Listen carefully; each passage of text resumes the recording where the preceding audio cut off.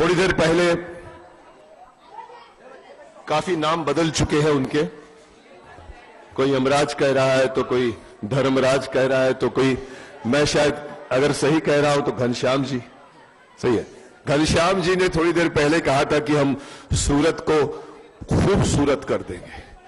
मैं कह दूं कि मुझे सूरत की सूरत भी अच्छी लगी और सीरत भी अच्छी लगी, इसलिए मैं बापूजी के इस पवित्र आश्रम में इकट्ठे हुए सभी आप, ये पवित्र भजन और सत्संग में जुटने वाले, अपने आत्मबल को आगे बढ़ाने वाले सभी भक्त भाई जनों को, भाइयों को, बहनों को, माताओं को, पिताओं को, मंच पर बैठे हमारे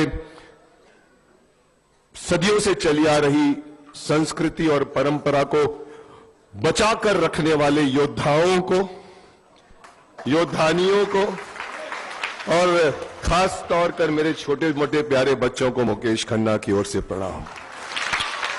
परंतु फिर वही परंतु ताज श्री गंगा पुत्र भीष्म पितामह की तरफ से कुछ कहना चाहूं तो आप सभी को यही कह सकता हूं कि आयुष्मान भव, अखंड सौभाग्यवती भव पुत्रियों, शतपुत्रवती भव नहीं कहूंगा। एक बार द्वापर युग में धृतराष्ट्र को कहा था शतपुत्रवती भव, तो 100 पुत्रों ने पितामह को बाणों की शैया पर लिटाने में कोई कसर नहीं छोड़ी थी।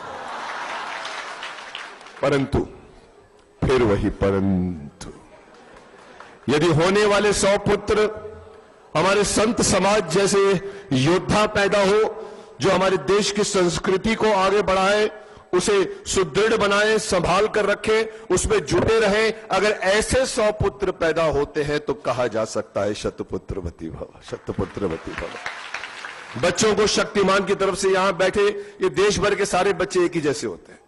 मैं जहां भी जाता हूं, चाहे वाजपेयी जी बोल रहे हो, चाहे आडवाणी जी बोल रहे हो, या बड़े बड़े संत बोल रहे हो, वो बच्चे वहां बैठे बैठे यही करते रहते हैं और आधे घंटे तक मुझे यही करना पड़ता है। इन बच्चों के लिए शक्तिमान की तरफ से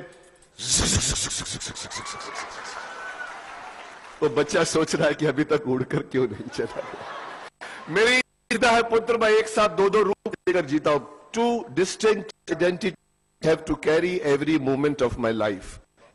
क्षण में मुझे 2 रूप जीने पड़ते हैं। माता जी आती हैं मुझसे डबल की, माता जी आके मेरे सामने खड़ी हो जाती है ऐसे करके। मैं कहूं माता जी आप बुजुर्ग है, आप आशीर्वाद दीजिए। बोले तमें तो पितामह छो, हमारी बहू छे। मुझे बोलना पड़ता अखंड सौभाग्यवती भव। साथ में ये भी कहती है कि हम तो आपको पितामह के रूप में जानते हैं, ये बच्चा पागल है आपके लिए, शक्तिमान के लिए। और बच्चा मुझे ऐसे देखता है, और बच्चा अक्सर मेरा कोट पकड़ के कहता है ए उड़ के दिखाओ ना। कोई बच्चा कहता है जादू करके दिखाओ ना। मैं बोलता चुप, कोई जादू नहीं होता, कोई उड़ना नहीं होता, सब कंप्यूटर में होता है। खुशी है मुझे। ये तो हुई थोड़ी सी हंसी मजाक की बातें, क्योंकि बहुत देर से देख रहा हूं पूरा संत समाज काफी देर से उत्साहित भी है और काफी सीरियस हो गई थी बात, इसलिए मैंने बात उठाई। अगर कुछ सीरियस बात पर आऊं तो मैं ये कह सकता हूं कि आप इस बात को मान के चले कि हमारा देश संतों का देश है। कोई देश नहीं है दुनिया में जिनके पास इतने सारे संत हैं जितने हमारे भारतवर्ष में संत हैं, उतने कहीं नहीं है संत। मैं आपको कह सकता हूं कि हमारे देश ने जितने संत दिए हैं, उसके साथ साथ उतने ही शकुनी के भांजे भी दिए हैं। मैं कभी कभी समझता था कि कुरुक्षेत्र के मैदान में शकुनी के सारे भांजे खत्म हो गए, लेकिन खत्म नहीं हुए। काफी संख्या में मौजूद है जो आजकल राजनीति चला रहे हैं, आजकल मीडिया चला रहे हैं। हर एक को सिर्फ और सिर्फ पैसा कमाने की आवश्यकता पड़ती है। किसी नेता को बुलाओ, नेताजी हमारे पास आइए, हमारे पास प्रॉब्लम है। नेताजी आते हैं, साथ में अपनी कुर्सी उठा के आते हैं ऐसे। वो क्या आपके दुख दर्द को बांटेंगे जो 5 साल तक सिर्फ अपनी कुर्सी देखते रहते हैं। इसलिए मैं कहता हूं कि मैंने हस्तिनापुर की राजनीति भी देखी है पुत्र, और मैं आज की राजनीति भी देख रहा हूं। आज का शकुनी हस्तिनापुर के शकुनी से ज्यादा काइयां हो गया है, और आज का दुर्योधन हस्तिनापुर के दुर्योधन से ज्यादा दुष्ट हो गया है पुत्र। और यही बात मैं देख रहा हूं कि हमारा ये देश, जिसको हम हिंदुस्तान कहते हैं, जिसको हम अपना हिंदू देश कहते हैं, वहां पर हिंदू कहने में शर्म आती है कई लोगों को, और कई लोग ये सोचते हैं कि हिंदू को कैसे बदल दिया जाए। मुझे कभी कभी अफसोस भी होता है, मुझे कभी कभी यह सुनकर बड़ा आश्चर्य होता है। कई लोग आते हैं, कहते हैं जैन धर्म है, सिख धर्म है, बुद्ध धर्म है, लेकिन हिंदू धर्म नहीं है, हिंदू वे ऑफ लाइफ है। माय फॉल्ट, हिंदू धर्म है और हिंदू हमारा धर्म है। मुझे याद है मेरे पास एक फंक्शन में मोहन भागवत जी बैठे हुए थे। मोहन भागवत जी ने आके कहा कि मैं जानना चाहता हूं कि हम विजय किस तरह से हासिल करें। मैं चाहूंगा हर शख्स आकर मुझे यहां बताए कि विजय कैसे हासिल की जाती है। मैं भी बैठा था, मुझे बाद में कहा था मुकेश जी आप भी आइए बताइए। मैंने एक बात कही थी, मैंने कहा देखिए अभी अभी थोड़ी देर पहले एक महानुभाव आकर कहे गए थे कि जैन धर्म है, सिख धर्म है, बौद्ध धर्म है, लेकिन हिंदू धर्म नहीं है। मैं उनके साथ नहीं हूं। हर बड़ा भाई सिख बनता था, बौद्ध धर्म हिंदू से निकला है, जैन धर्म हिंदू से निकला है, क्रिश्चियन हमारे देश में हिंदू से बने हैं, मुसलमान हिंदुओं से कन्वर्ट किए गए, तलवार के जोर पर कन्वर्ट किए गए हैं, मिशनरी लाकर हिंदुओं को कन्वर्ट किया गया है। और मैं दुखित हृदय से कहूंगा कि ये हमारे देश के हिंदुओं की कमजोरी है। हरिजनों को दूर किया जाता है, जिसे मिशनरी आकर बोलती है आओ हम तुमको पैसे देते हैं, आप क्रिश्चियन धर्म अपना लो, और वो बेचारे चले जाते हैं और हिंदू धर्म कहता है जाओ जाओ। ये हमारे संत समाज को मैं कहना चाहूंगा। वही बात मैंने मोहन भागवत जी से भी कही थी। मैंने कहा अगर आपको विजय चाहिए, आज विजय की परिभाषा है नंबर्स। जैसे आज दिल्ली में बीजेपी शासन नहीं कर सकी क्योंकि उसके पास नंबर कम थे। आज कोई शासन नहीं कर पा रहा था क्योंकि उनके पास नंबर्स नहीं थे। मैंने कहा मोहन भागवत जी को मैं कहूंगा मुझे नहीं पता क्या करना है, पर कुछ ऐसा करिए कि ये सारे लोग वापस आ जाए, ये सारे बौद्ध, ये सारे जैन, ये सारे सिख वापस आ जाए। आपका हिंदू एक पूरी की पूरी मेजॉरिटी बन जाएगी। आज मेजॉरिटी होते हुए भी माफ करना, मैं थोड़ा सा धृष्ट हूं, मुंहफट हूं। मैं ये कहना चाहता हूं कि मेजॉरिटी होते हुए भी माइनॉरिटी हमसे सीना तान कर बात करती है और आंखें दिखाकर बात करती है। आप खुशकिस्मत हैं जो आपके यहां पर एक शक्तिमान बैठा हुआ है जिसका नाम है नरेंद्र मोदी। उसने मुसलमानों को यह बताया है कि आप मुसलमान बाद में हैं, आप पहले इस देश के नागरिक हैं। धर्म बाद में आता है, संप्रदाय बाद में आता है, पहले देश आता है। अगर आपको यहां रहना है तो आप इस देश के नागरिक बन के रहिए। यह नहीं कि वहां पर पड़ोसी देश में बरसात हुई है तो छाते यहां खुल जाते हैं तो आप हमारे देश के नहीं हैं। और ये करके दिखाया है गुजरात में, और ये करके दिखाना पड़ेगा आपको पूरे हिंदुस्तान में। और सबसे बड़ा जो हमारे पास बल है वो संत समाज का बल है। मैं इनको प्रोत्साहित करना चाहूंगा कि शक्तिमान की शक्ति इनको देना चाहूंगा। भीष्म पितामह की तरफ से इन्हें वो आशीर्वाद देना चाहूंगा जो अनुज अर्जुन को दिया करते थे, विजयी भव पुत्र विजयी भव। आप बढ़िए, और जो समाज में संतों का निरादर कर रहा है उसे दंड दीजिए, और ये बताइए कि हमारा देश पूरे वर्ल्ड को शिक्षा देता आया है, गुरुकुल परंपरा देता आया है। गुरुकुल की परंपरा हमारे यहां से निकली है, जिसे आज चेंज कर रहे हैं। मैं माफ करना, मैं महाभारत की भी अगर बात करूं, महाभारत बन गई है। आज मुझे नींद से उठाओ तो मैं आपको 10 डायलॉग सुना सकता हूं, लेकिन कुछ शकुनी के भांजे और भांजियों ने महाभारत बनाने की कोशिश की है। लेकिन मैं माफ करना, मैं कहूंगा वो बुरी नहीं, अपमानजनक है महाभारत जो आज बन रही है। चेंज किया जा रहा है कैरेक्टरों को। सत्यवती कहती है मैं भिखारन कैसे रह सकती हूं। सत्यवती ने कभी नहीं कहा था भीष्म पितामह सत्यवती को जाके पूछते क्या प्रॉब्लम है। सत्यवती कहती कि मेरे बच्चे कहां जाएंगे, तुम तो राजकुमार हो। और फिर भीष्म पितामह प्रतिज्ञा लेता है, ऐसा नहीं हुआ था पुत्र, दासराज थे बीच में। ये हमारे देश की परंपरा नहीं है कि लड़की से जाके बात की जाती है, बाप से बात की जाती है। आज की महाभारत में दासराज थे ही नहीं। मुझे पता है ये सीरियल नहीं चलेगी जिस तरह हमारी चली थी, लेकिन मुझे ऑब्जेक्शन है, और ये सही जगह है जहां पर ये बात ऑब्जेक्शन उठाना चाहता हूं कि ये हमारे देश के एपिक को, ये हमारे देश का एपिक है, गीता उसमें से निकली है। हमारे देश के एपिक को छेड़छाड़ आप व्यास मुनि से आगे कैसे बढ़ सकते हैं? This is one of the best screen play ever written. उसको आप चेंज कर रहे हो तो आपको चेंज करने का हक किसने दिया पुत्र? माफ करना, अगर किसी और धर्म, किसी और संप्रदाय में आप इस तरह की छेड़छाड़ करके दिखाओ, तलवारें निकल आएंगी, तलवारें। क्यों नहीं कोई इसका ऑब्जेक्शन लेता है कि महाभारत जैसी है वैसे दिखाओ? डेली सोप बना दिया है उसको, सास भी कभी बहू बना के रखा हुआ है। हर कुंती कुंती नहीं दिखती, गांधारी गांधारी नहीं दिखती, वो किसी डेली सोप की सास ननद लगती है मुझे। अगर आपको हमारे से कंपीट करना है तो डॉक्टर राही साहब लाओ, पंडित नरेंद्र शर्मा लाओ। और ये एक बात है, मैं कहना चाहूंगा हिंदू समाज से कि वक्त आ गया है, अपने आप को पहचानो। हमारे मुंबई में बाला साहब ठाकरे कहा करते थे, गर्व से कहो हम हिंदू हैं।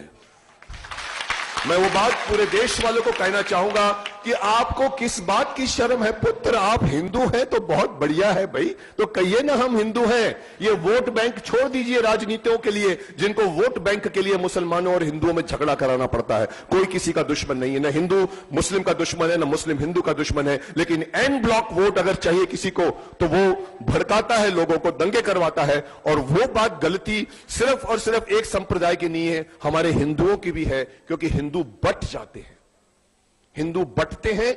जैसे मैंने कहा, जैन, सिख, बुद्ध, मत बटिए। वक्त आ गया है, अपनी शक्ति पहचानिए और एक समृद्ध एक राष्ट्र बनाइए। मैं कुछ बातें मीडिया वालों को भी कहना चाहूंगा। मैं जानता हूं इस वक्त मैं मीडिया पर हूं, पर मुझे मीडिया से भी बहुत एतराज है पुत्र। आप किसी संत को, पहली बात एक बात बताइए, अमेरिका में राजनयिका के साथ में जो व्यवहार हुआ, उस व्यवहार पर पूरा देश खड़ा हो गया। सलमान खुर्शीद ने कहा कि हम नहीं चैन से बैठेंगे जब तक उनके सम्मान को वापस नहीं लाया जाए। भाई, ये संत लोग हमारे संस्कृति के राजनयिक हैं, इनके प्रति आप ये बर्ताव क्यों नहीं करते? क्यों इन लोगों को वो प्रिविलेज नहीं दिया जाता जो एक राजदूत को दिया जाता? ये हमारे संस्कृति के राजदूत हैं। अगर इनसे कुछ, मैं ये नहीं कहूंगा कि कोई गलती करे तो उसे माफ किया जाए। मैं सच्चाई, जैसे मैंने कहा, सच्चाई जहां होगी, ईमानदारी जहां होगी, देशभक्ति जहां होगी, मुकेश खन्ना उसके साथ है, भीष्म पितामह उसके साथ है, पर वो सच्चाई पहले आने तो दो। ये मीडिया वाले तो ऐसे दिखाते हैं घटनाओं को। मैंने चक्रपाणी जी को भी परेशान आत्मा की तरह देखा है हर डिस्कशन में बैठे हुए। पर क्यों आप ऐसे पेश करते हो दिन भर और उसमें से जूस निकालते हो एक ही बात का, दुनिया भर के सबूत दिखाने की कोशिश करते हो, फिर पूछते हो आपका क्या ख्याल है, आपका क्या ख्याल है, आपका क्या ख्याल है? ऐसे लगता है मुझे जैसे किसी फिल्म का प्रमोशन हो रहा हो। ये कब से मीडिया वाले कमर्शियल बन गए हैं? मीडिया का काम है सिर्फ न्यूज दिखाना। भाई, आप न्यूज दिखा के छोड़ दीजिए। ये मत कहिए घटनास्थल के सबसे पहले चित्र हम दिखा रहे हैं, ढम ढम ढम ढम ढम ढम ढम, हेडलाइंस आती है ढम ढम ढम ढम, खौफ फैल गया है, बिल्डिंग गिर रही है। अरे भाई, मत बोलिए, आप सिर्फ न्यूज दिखाइए, हम सोचेंगे कि कितनी घटना खौफनाक है कि नहीं। घटनास्थल के पहले चित्र दिखाते हैं, मुझे एतराज है। और मैंने कहा था प्रभु चावला जी को, अपनी डिक्शनरी में से ये एक सेंटेंस निकाल दीजिए, घटनास्थल के सबसे पहले चित्र हम घटना के पहले चित्र दिखा रहे हैं। माफ करना, आप दिखाइए। दूसरा चैनल कहता है घटनास्थल के सबसे पहले हम दिखा रहे हैं। अरे, हम डिसाइड करेंगे कौन दिखा रहा है, आप दिखाइए सिर्फ। और फिर बीच में बार बार ये मत कहिए कि मिलते हैं ब्रेक के बाद। अरे, कहां जा रहे हैं आप? न्यूज दिखाइए, ब्रेक क्यों करते हो पुत्र? आपके पास कमाई के बहुत साधन हो सकते हैं, बीबीसी भी चलता है, सीएनएन भी चलता है। 2 टावर गिरे थे, एक लाश नहीं दिखाई थी उन्होंने अमेरिका में। और यहां पर कुंभ के मेले में लाशें जा रही हैं और कैमरा जाता है ढड़ड़ड़ड़ड़, हम आपको घटना चल के सबसे पहले चित्र दिखा रहे हैं। बेचारी किसी औरत की लाश जा रही है, उसके यहां खून बह रहा है, कैमरा उसके ऊपर घुस जाता है। मैंने प्रभु चावला जी से कहा था, मैंने कहा आपका अगर वश चले ना तो आप उस औरत के नाक के अंदर कैमरा घुसोड़ दें और बोले कि कहां से खून निकल कर आ रहा है, आर्टरी नंबर 2 से निकल के नाक आ रहा है। This is not reporting, this is just TRP, this is just sensationalism. बंद कीजिए उसको। तो मुझे खुशी है, मैं आज आप लोगों की शक्ति देख रहा हूं। मुझे जरूरी नहीं है कि शक्तिमान को ज्यादा शक्ति देने की आवश्यकता है।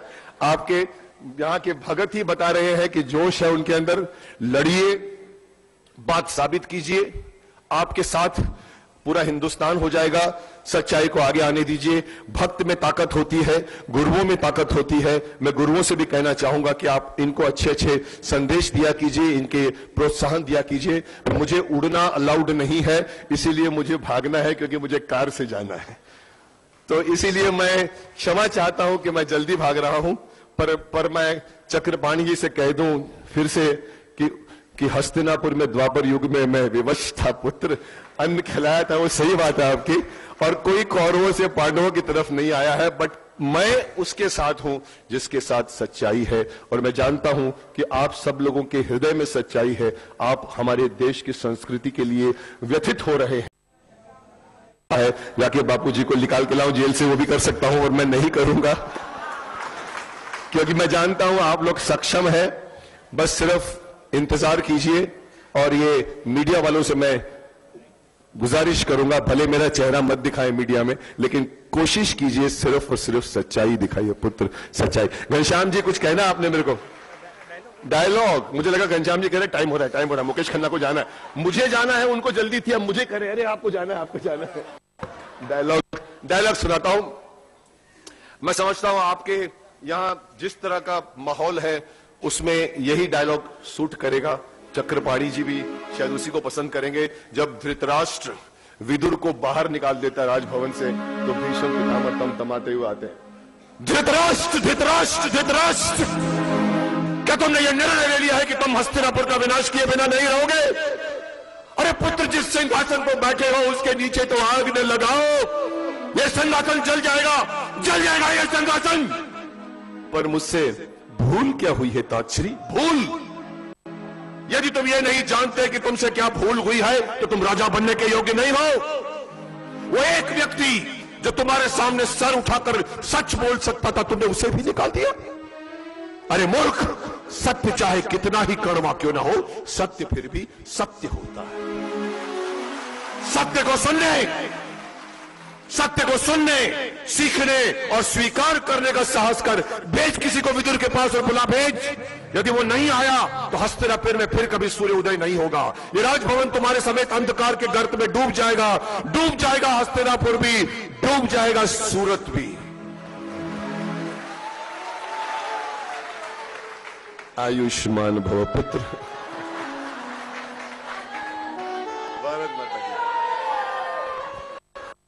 आपके पास हजारों डायलॉग होंगे, लेकिन इन्होंने जो डायलॉग बोला है वो वास्तव में श्रेष्ठ है।